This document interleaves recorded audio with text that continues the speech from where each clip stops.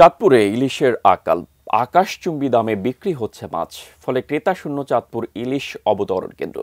বিস্তারিত জানাতে সেখান থেকে সরাসরি যুক্ত হচ্ছেন প্রতিনিধি বিল্লাল ঢালি। বিল্লাল, ইলিশের বাজারের অস্থিরতার কারণ কি?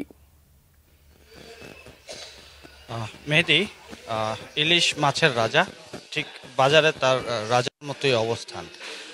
বর্তমান বাজারে মৌসুমে বাজারে যে দামে বিক্রি হতো ইলিশ, তার ঠিক দ্বিগুণ দামে কিন্তু বর্তমান বাজারে ইলিশ মাছ বিক্রি হচ্ছে। এর মূল কারণ হচ্ছে শীত মৌসুম। মূলত ইলিশের যেই মৌসুম, সেই মৌসুম কিন্তু নয়।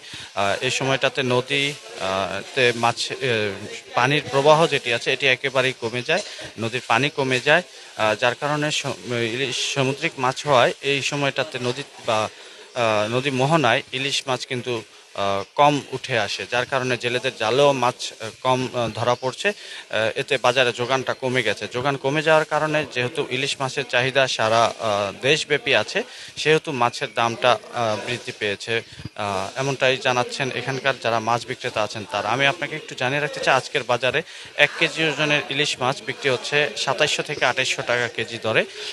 900 গ্রামের যে ইলিশ মাছ আছে সেই মাছটি বিক্রি হচ্ছে 2200 থেকে 2300 টাকা কেজি দরে। 700 থেকে 800 গ্রামের যে মাছ আছে সেটি বিক্রি হচ্ছে 1800 থেকে 1900 টাকা কেজি দরে।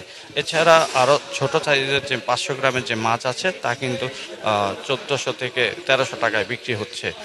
যেটা মৌসুমে এই মাছগুলি 1 কেজি ওজনের যে মাছ আছে সেই মাছটি সর্বোচ্চ 1700 থেকে 1800 টাকায় বিক্রি হতে আমরা এখানটাতে দেখেছি। কিন্তু এখন বর্তমান বাজারে এসে মাছের যোগান যেহেতু নেই, সেহেতু এই মাছের দামটা দ্বিগুণ দামে বিক্রি হচ্ছে। এই মাছের যোগান কম থাকায় বাজারে কিন্তু অধিকাংশ যে আড়তদার আছেন তারা ইতিমধ্যে দোকান বন্ধ করে অলস সময় পার করছেন।